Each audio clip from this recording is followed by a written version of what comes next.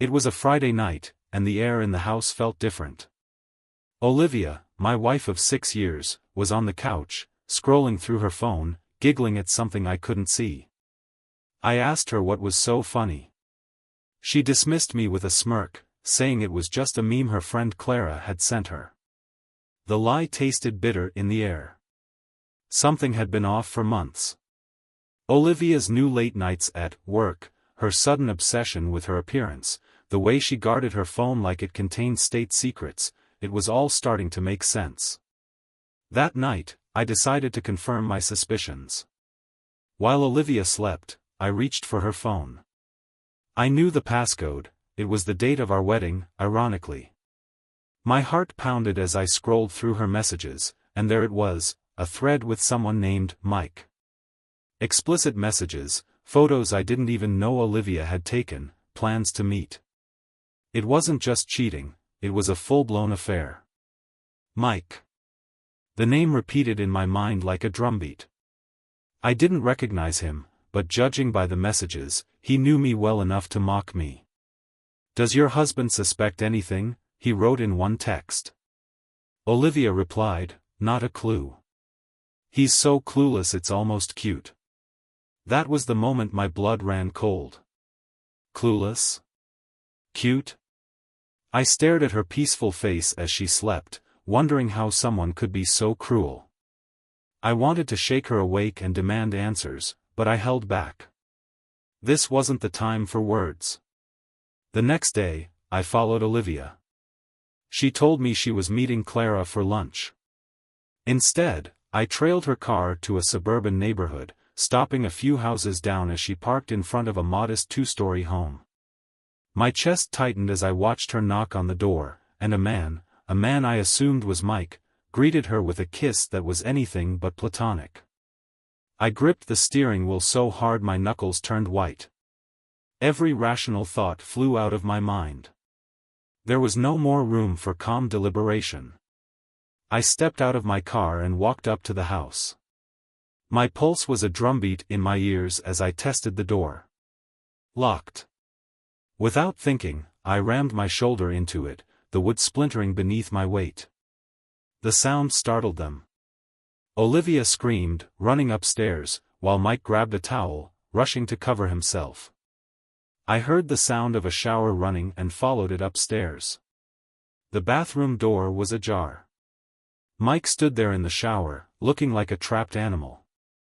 He stammered, "Hey, man, this isn't what it looks like." I opened the shower door. My voice was calm, almost detached, as I aimed the gun I had tucked away in my glove box. "Any man who would pursue another man's wife and sleep with her doesn't deserve to live," I said. Before he could beg for mercy, I pulled the trigger. The sound of the gunshot was deafening in the confined space of the bathroom. It echoed in my ears, drowning out everything else, Mike's groans of pain, Olivia's panicked footsteps upstairs, even my own breath.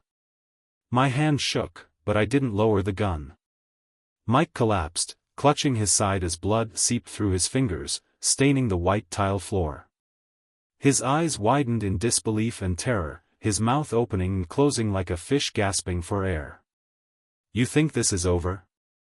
I said, my voice steady, my emotions icy. "You don't get to destroy my life and walk away." Mike tried to speak, but his words were garbled. His other hand reached for me, trembling. "Stay down," I ordered. He froze, the fear in his eyes palpable. Behind me, Olivia's frantic voice broke through the haze. "Nathan! Stop it! What are you doing?"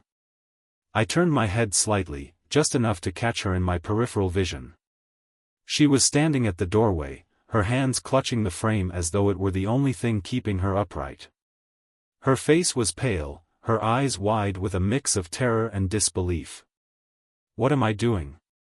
I said, my voice low but sharp. "I'm cleaning up the mess you made, Olivia." Her lips quivered, but no words came out. I turned my attention back to Mike, whose breaths were shallow and ragged. "You deserve this," I muttered. But then, something inside me faltered. I wasn't a killer. I was a husband, a betrayed, broken husband, but not a murderer. I stepped back, the weight of the gun suddenly unbearable in my hand. "You're not worth it," I said, my voice barely above a whisper. I turned and pushed past Olivia, ignoring her desperate attempts to grab my arm. "Nathan, wait. Please. Don't leave like this," she begged, her voice cracking. I stopped at the top of the stairs and turned to face her. "You don't get to beg, Olivia. Not after this. You ruined us." Her face contorted with anger, and she shouted, "Don't you dare put this all on me. You think you're some perfect husband? You were never there for me. You were always so busy with your work, with your plans, with everything except me." Her words were like knives, but I refused to let them sink in. "You don't get to rewrite history," I said coldly. "I worked late because I wanted to give you the life you deserved. I planned because I cared about our future. And while I was doing that, you were throwing it all away for this loser." I gestured toward the bathroom, where Mike was groaning softly. "You're pathetic," I said, my voice dripping with venom. "And you're not worth my time." With that, I stormed down the stairs and out of the house. Olivia's voice followed me, a mix of sobs and curses, but I didn't stop. The drive home was surreal. My mind replayed every moment of the confrontation, every word Olivia had said, every look of fear and desperation on her face. I couldn't shake the image of Mike bleeding out in that bathroom, his terrified eyes pleading with me.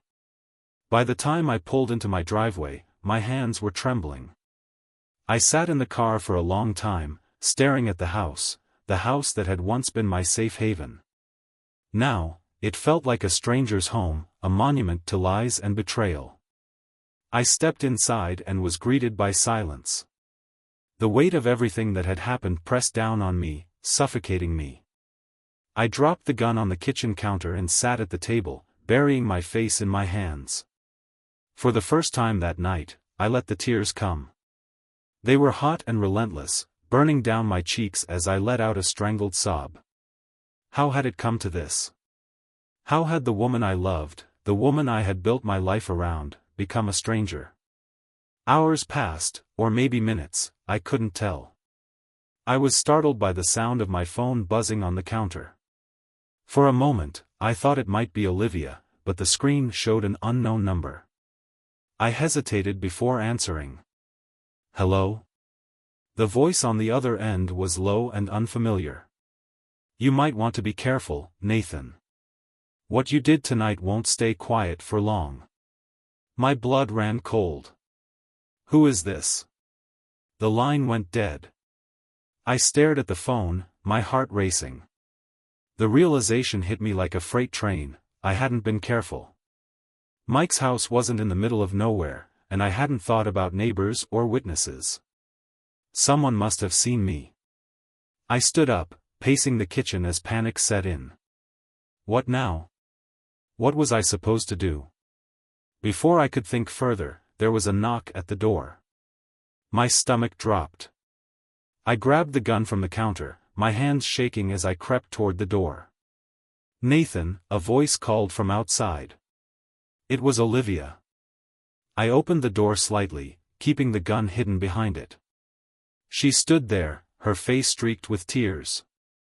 "Please," she said, her voice barely above a whisper. "We need to talk." I stared at her, my emotions warring within me, anger, betrayal, love, and hate all tangled into one unbearable knot. "Go home, Olivia," I said, my voice cold. "We're done." Her eyes widened, but she didn't argue. She nodded slowly and turned to leave, her shoulders slumped. I closed the door and leaned against it, letting out a shaky breath. The knock on the door lingered in my mind long after Olivia left. Her defeated figure walking down the driveway should have felt like a victory, but instead, it left a bitter taste in my mouth. My thoughts raced as I paced the living room, the weight of the gun in my hand both grounding and terrifying. I had crossed a line tonight, a line I could never uncross. The phone call from earlier replayed in my head. Who had seen me? Did they know what I had done? And more importantly, what were they planning to do about it? My mind conjured images of flashing lights, police officers at the door, handcuffs biting into my wrists. I shook my head, trying to dispel the thoughts. No one would come. They couldn't prove anything. Could they? I knew I needed to think clearly, to get ahead of whatever might come. Sitting down at the kitchen table, I opened my laptop. A quick search told me what I already suspected: breaking and entering, assault, even attempted murder. The penalties were steep, and the thought of a courtroom trial, Olivia testifying against me, sent a chill down my spine. The buzz of my phone snapped me out of my spiral. Another unknown number.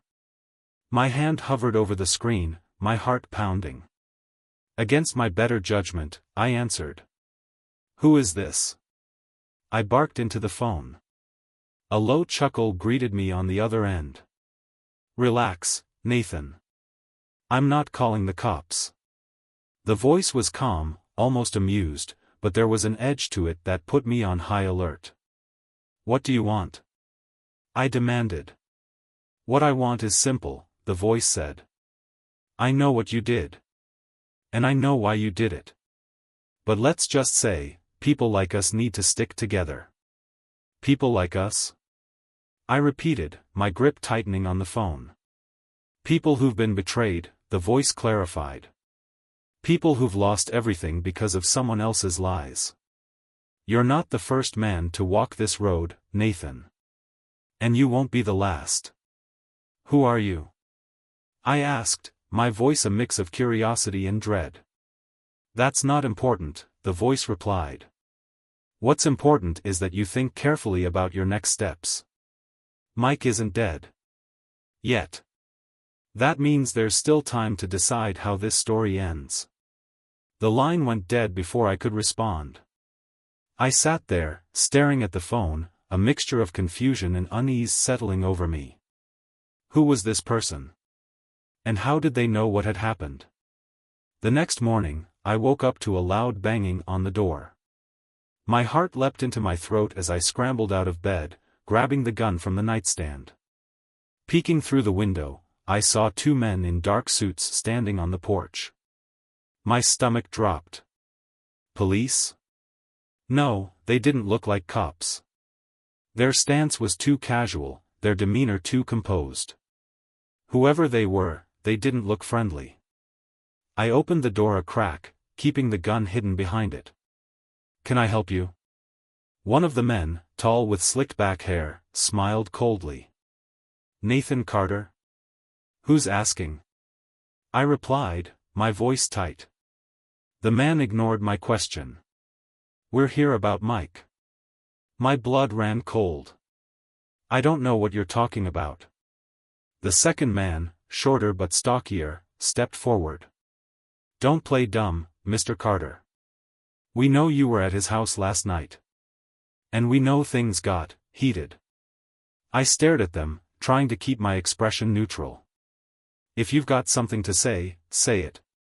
The tall man chuckled. "Relax. We're not here to turn you in. We're here to offer you a solution." "A solution?" I repeated, narrowing my eyes. "Mike's not exactly clean," the shorter man said. "Let's just say he's got a history of messing with the wrong people. You're not the first husband to confront him, and you probably won't be the last. If you want this to go away, we can help." I didn't trust them. They reeked of trouble, their words carefully chosen to manipulate. But I couldn't deny that their offer intrigued me. "What's the catch?" I asked. "No catch," the tall man said, his smile widening. "Just an understanding. You stay quiet about last night, and we make sure Mike doesn't become a problem for anyone else." "And Olivia?"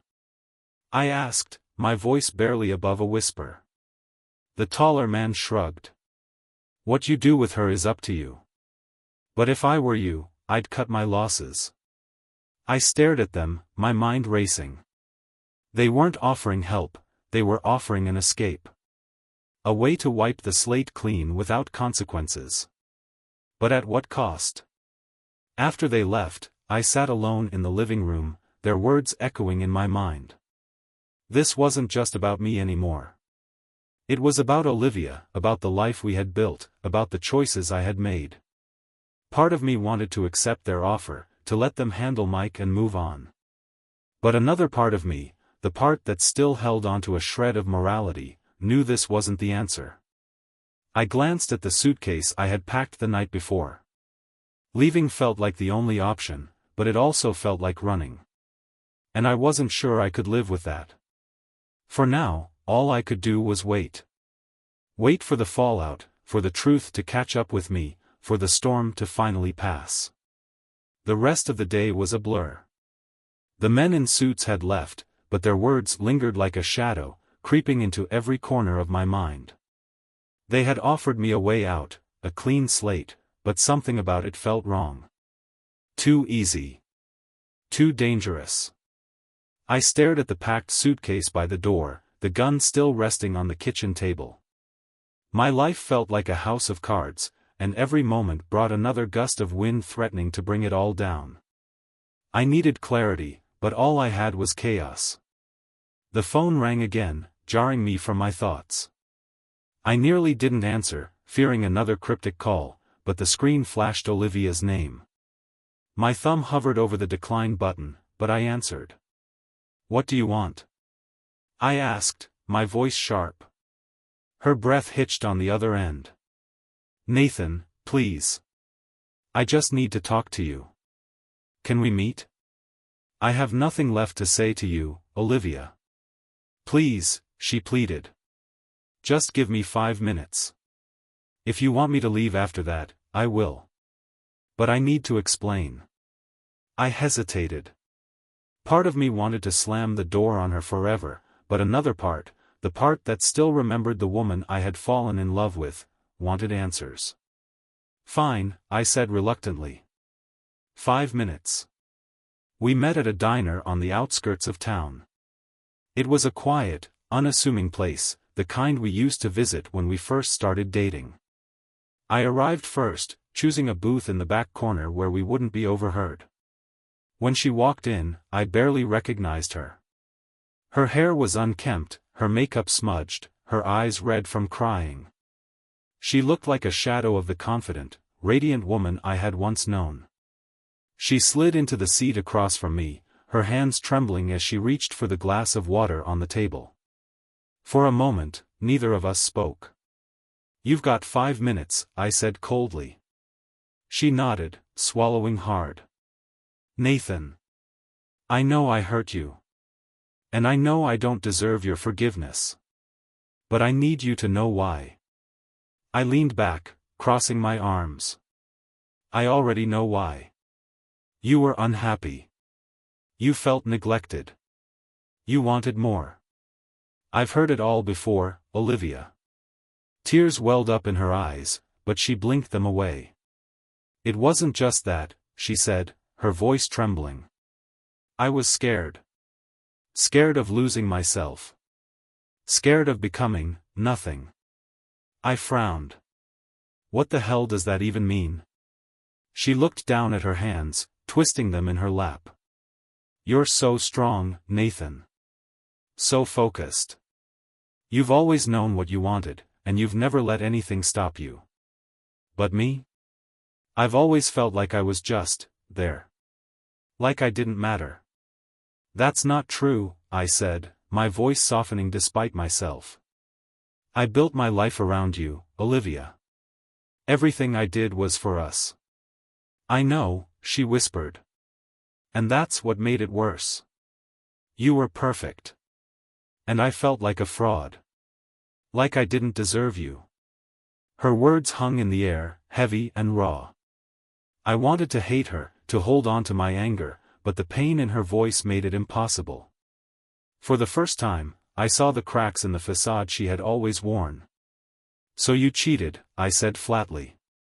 "Because you felt insecure." She flinched but didn't deny it. "I made a mistake. A terrible, unforgivable mistake. And I'll live with that for the rest of my life. But I never stopped loving you, Nathan. Not for a second. Love? I scoffed. Don't talk to me about love. If you loved me, you wouldn't have done this. You wouldn't have lied, betrayed me, made me feel like a fool. Her tears finally spilled over, but I felt no satisfaction in seeing them. I know I don't deserve another chance, she said, her voice breaking. But if there's even a small part of you that still loves me, I'll do whatever it takes to make this right. I stared at her, my emotions a tangled mess. I wanted to believe her, to believe that this was just a horrible mistake and not the end of everything we had.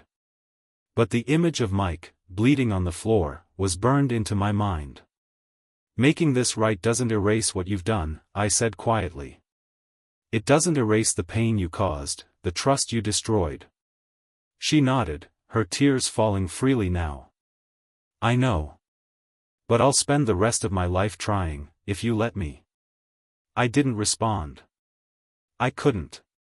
The weight of her words was too much, and I needed time to think. Back at the house, I sat in the living room, staring at the packed suitcase. Olivia's words echoed in my mind, mixing with the threats from the strange men and the memories of the night before.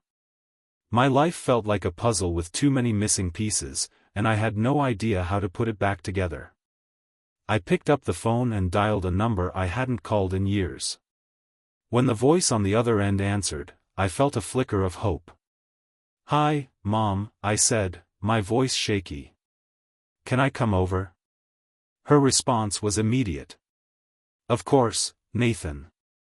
Are you okay?" "No," I admitted. "But I think I need some time to figure things out." As I drove away from the house that night, leaving the suitcase and the chaos behind, I felt a strange sense of relief. For the first time in months, I wasn't running from the storm. I was walking through it, step by painful step. The drive to my mother's house was quiet, the kind of quiet that lets every thought you've been trying to suppress come crashing in like a flood. I didn't turn on the radio. I didn't need background noise, I had enough of my own. As the city lights faded into the dim glow of rural roads, I felt a strange sense of unease. Going back to my childhood home wasn't something I had planned to do. It wasn't that I didn't love my mother, it was that being there always made me feel like I was still the teenager who hadn't figured out his life. Now, I was a grown man, and somehow, I felt more lost than ever. When I pulled into her driveway, the porch light was on, casting a warm glow over the familiar White House with its creaky swing. My mother was already at the door, her face etched with concern. She hadn't aged much since I'd last seen her, though her hair was now more silver than brown. She pulled me into a hug before I could even step inside. "Nathan," she said, her voice soft but filled with worry. "What's going on?" I held her for a moment, the weight of the past few days pressing against me like a tidal wave. I just need a place to clear my head," I said finally, pulling back. She studied my face, her sharp eyes searching for answers I wasn't ready to give. But she didn't push. Instead, she stepped aside and motioned for me to come in. The house smelled the same as always, a mix of fresh coffee and lavender. It was comforting in a way I hadn't expected. I dropped onto the old couch in the living room, feeling its familiar sag under my weight. "Do you want to talk about it?" she asked, sitting down across from me. "Not yet," I said, running a hand through my hair. "I just need to sit for a while." She nodded, giving me the space I needed. That was the thing about my mom, she always knew when to push and when to wait. Hours passed as I sat there, staring at the ceiling. She brought me tea, a gesture so simple yet so grounding that it brought tears to my eyes. "You know," she said softly, breaking the silence, "whatever's happened, you're strong enough to get through it. You've always been strong, Nathan." I wanted to believe her, but the events of the past few days felt like a hurricane I couldn't escape. "What if I'm not?" I asked, my voice cracking. She leaned forward, her hands clasped together. You've been through tough times before. And whatever this is, you'll face it head on, just like you always do. I nodded, not because I believed her, but because I wanted to. The next morning, I woke up to the smell of bacon and eggs. For a brief moment, it felt like I was a kid again, waking up on a Saturday to my mom's cooking. But reality crashed back in, heavier than ever. I sat at the kitchen table as she poured me a cup of coffee. "Do you want to talk now?" she asked gently. I hesitated. Part of me wanted to unload everything, to tell her about Olivia, about Mike, about the gunshots and the strange men. But the other part of me wasn't ready to see the disappointment in her eyes. "Not yet," I said again. "Soon." She didn't press. She just gave me a small smile and sat down across from me. Later that day, as I paced the backyard, my phone buzzed. My heart sank when I saw Olivia's name. I debated whether to answer, but curiosity won out. "What do you want, Olivia?" I asked, my tone sharp. "Nathan, I know I said I'd give you space, but I need to know if you're okay." I laughed bitterly. "You need to know if I'm okay? That's rich." "I'm serious," she said, her voice trembling. "Last night, it scared me. And not because of what you did to Mike, but because of how much I hurt you. I can't stop thinking about it." "Good," I said coldly. "You should feel guilty. You destroyed everything, Olivia. Everything." "I know," she whispered. "I know I can't fix it. But Nathan, I don't want this to end like this. I don't want us to end like this." Her words hit me harder than I wanted to admit. I didn't respond right away, and the silence between us grew heavy. "I'm staying with my mom for a while," I said finally. "I need time to think. Don't call me again." Before she could respond, I ended the call. That night, as I lay in the room I had grown up in, I thought about what my mom had said. About strength. About facing things head on. I wasn't sure if I could. But I knew one thing, I couldn't keep running. Tomorrow, I would call a lawyer. I didn't know what the future held, but I knew I needed to take control of my life again. No more chaos. No more shadows. The next morning, sunlight filtered through the thin curtains of my childhood bedroom. It painted the walls in soft gold, but I couldn't shake the storm inside me. I lay there for a long time, staring at the ceiling, letting the weight of everything press down on me. It wasn't until my mother's gentle knock on the door broke the stillness that I finally stirred. "I made breakfast," she called through the door.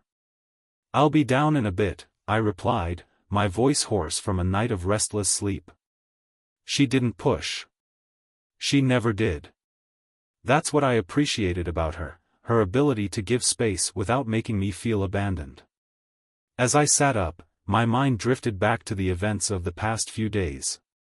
Olivia's voice echoed in my head, her pleas to make things right, her excuses, her tears. And then there was Mike, the blood, the gunshots.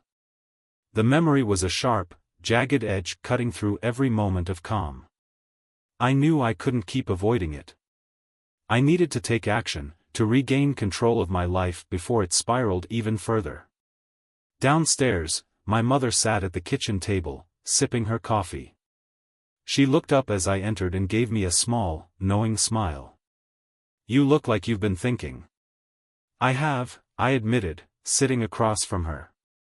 The smell of fresh coffee and toast filled the room, comforting but bittersweet. "I need to do something about all of this." She set her mug down and folded her hands on the table. "You don't have to tell me everything, but if you're ready to talk, I'm here." I hesitated, the words caught in my throat.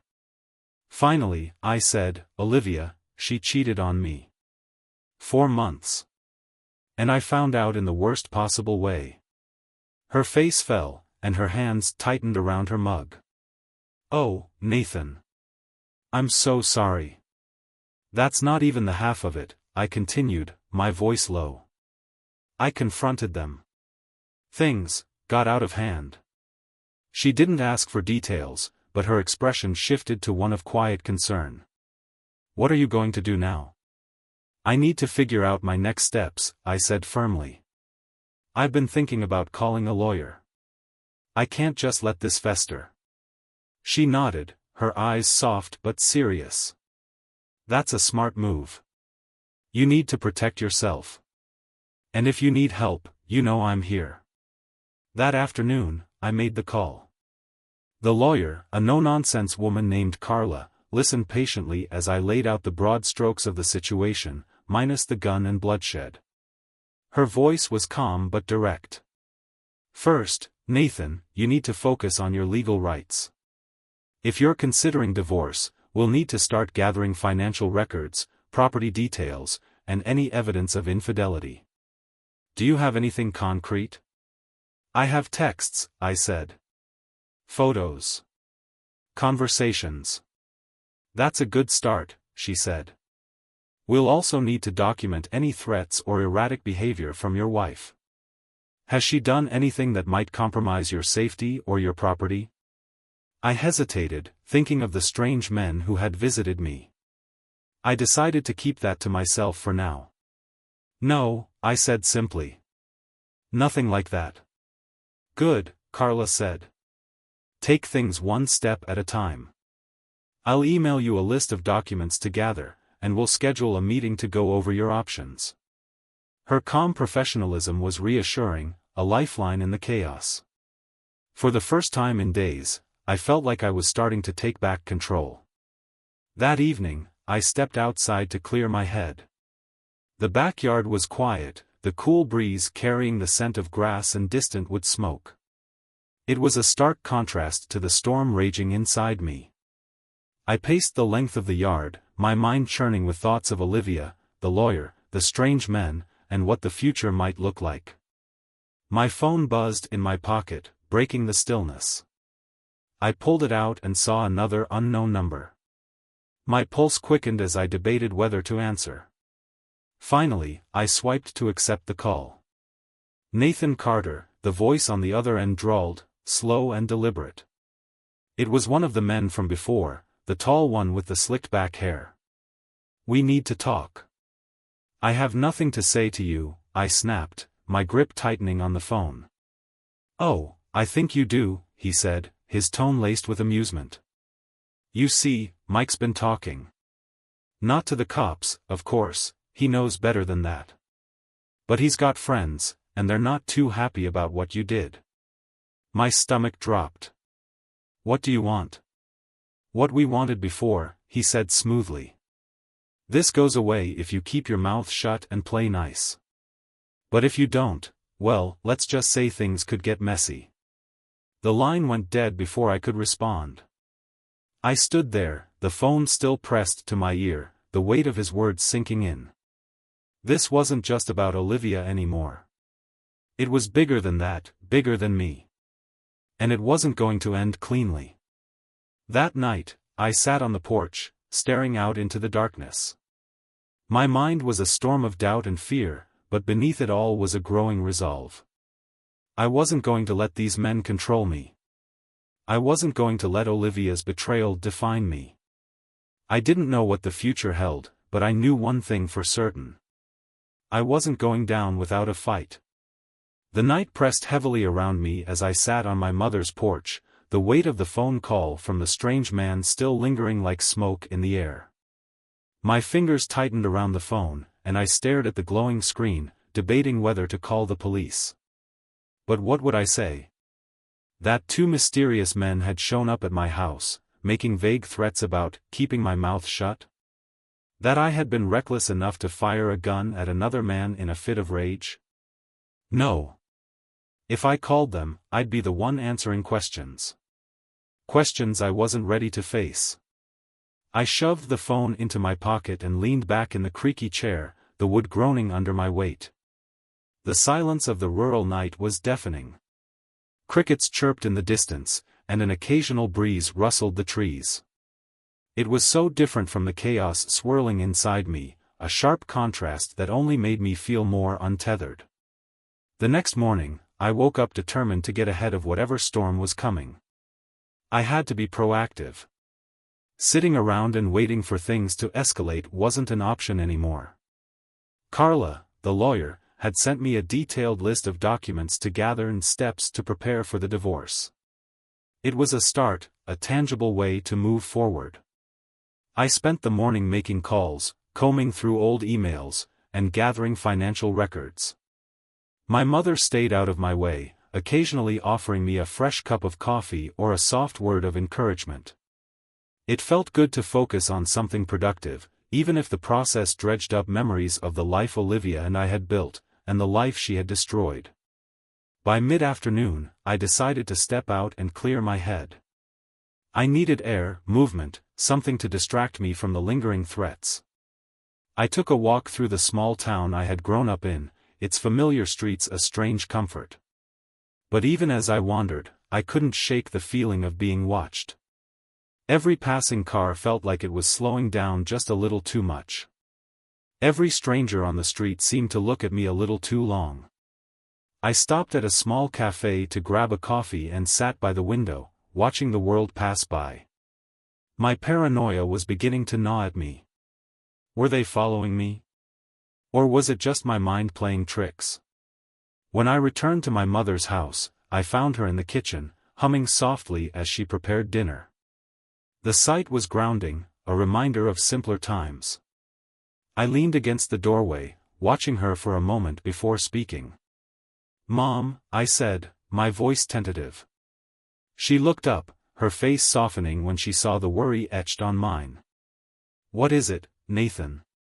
"I need to tell you something," I said, stepping into the room.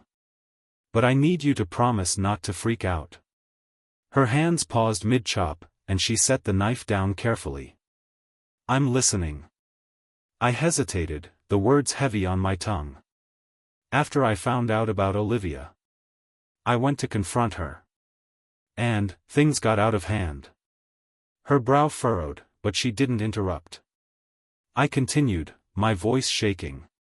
I had a gun with me. I didn't plan to use it, but when I saw her with him, I just lost it. I fired it, Mom." Her face paled, and she sank into a chair, her eyes wide. "Nathan," she whispered, her voice trembling. "Did you?" "No," I said quickly. "He's alive. But there were witnesses. And now there are these men, people who knew him. They're threatening me." She stared at me for a long moment, her hands gripping the edge of the table.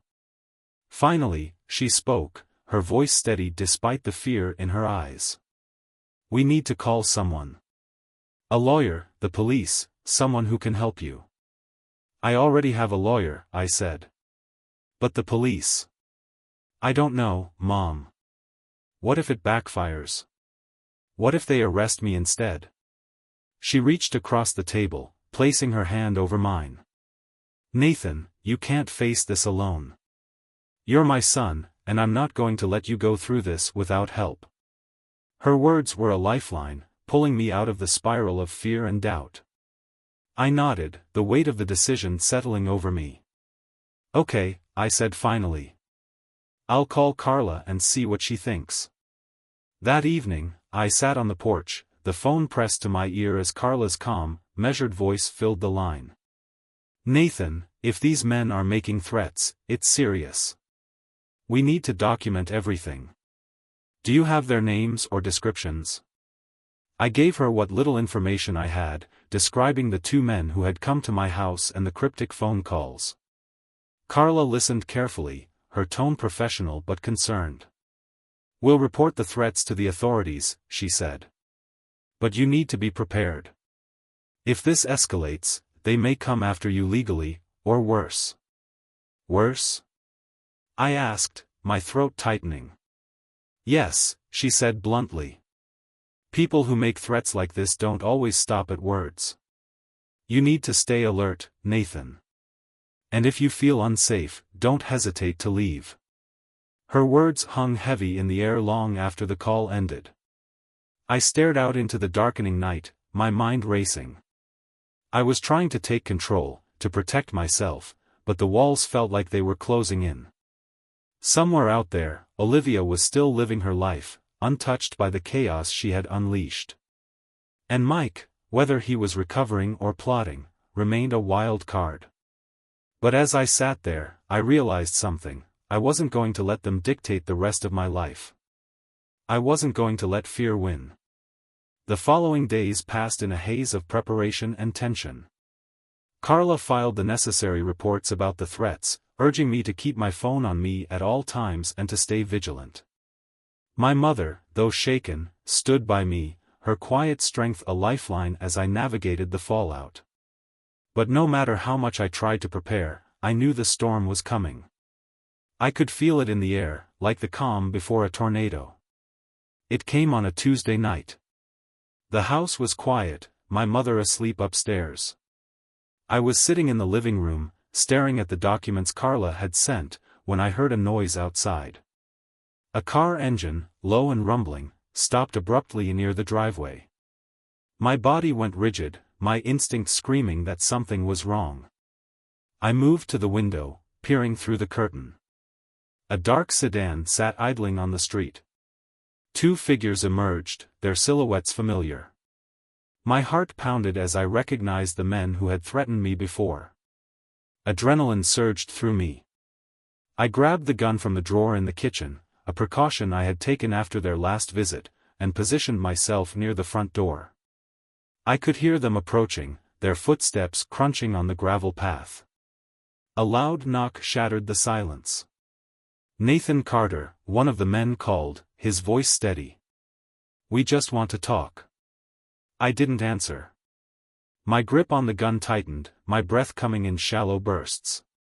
"You can either open the door," the man continued, "or we can make this difficult." Their confidence was unnerving. They didn't seem concerned about witnesses or consequences. They were here to send a message, one way or another. I stepped back, my mind racing. The phone was in my pocket. Should I call the police? Carla had advised me to do so if anything like this happened. But what if they came in before help could arrive? What if my mother got caught in the crossfire? The second man spoke now, his tone less patient. "We're not leaving, Carter. Be smart about this." My mother's voice suddenly called out from the stairs. "Nathan? What's going on?" Panic surged through me. "Stay upstairs, Mom," I said, trying to keep my voice calm. "Lock your door." But she didn't listen. She came down the stairs, her face pale but determined.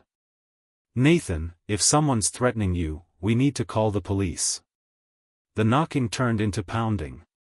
"Time's up, Carter," the first man shouted. "Open the damn door." I grabbed my mother's arm and ushered her toward the back of the house. "Go," I whispered urgently. "Get out through the back door. I'll handle this." "I'm not leaving you," she protested, her voice trembling. "Mom, please," I said, my voice breaking. "I need you to be safe." Tears filled her eyes, but she nodded. She disappeared into the kitchen, and I heard the faint sound of the back door opening and closing. I turned back to the front door as the men began forcing their way in. The sound of splintering wood filled the air, and my heart pounded in my chest. I raised the gun, aiming it at the door, my hands trembling. The door burst open, and the taller man stepped inside, his eyes scanning the room. He saw me immediately, his lips curling into a smirk. "Smart man," he said, holding up his hands mockingly. "But I'd lower that gun if I were you. You don't want to make this worse." The second man stepped in behind him, his expression colder. He carried a crowbar, the metal glinting in the dim light. "What do you want?" I demanded, my voice steady despite the fear coursing through me. The tall man tilted his head. "You know what we want. Mike isn't happy, and neither are his friends. This all goes away if you stop fighting it. Apologize, disappear, and maybe you'll walk away from this. Apologize? I barked, incredulous. He destroyed my marriage. He mocked me. And you expect me to apologize? The man's smirk faded. This isn't about what you think is fair. It's about survival. And you're running out of chances. I took a deep breath, my finger hovering near the trigger. Get out. Now. The shorter man stepped forward, raising the crowbar. You don't have the guts, he sneered. Before he could take another step, I fired a warning shot into the floor. The crack of the gun echoed through the house, and both men froze. Try me, I said, my voice deadly calm. The tall man's eyes narrowed, but he held up a hand to his partner. Let's go, he said tightly. We'll deal with this another way. Reluctantly, the shorter man lowered the crowbar, muttering under his breath. They backed out of the house, their retreat slow and deliberate. Once they were gone, I slammed the door shut and locked it, my hands shaking uncontrollably. The police arrived 20 minutes later, summoned by my mother, who had fled to a neighbor's house. I told them everything, the threats, the break-in, the men's connection to Mike. Carla arrived shortly after, her presence a calming force in the chaos. The men were later identified and arrested, their connections to Mike revealing a web of criminal activity that extended far beyond my situation. Mike himself was implicated in the investigation, and though I still faced legal scrutiny for my own actions, Carla's guidance helped me navigate the process. Months later, I stood outside a new apartment, far from the home I had shared with Olivia. The divorce was finalized, the past left behind like the ashes of a burned bridge. My mother hugged me tightly before leaving, her eyes filled with pride and relief. As I stepped inside, I felt something I hadn't felt in a long time, peace. It wasn't the kind of peace that came from forgetting, it was the kind that came from surviving. From knowing that, despite everything, I was still standing. And for now, that was enough.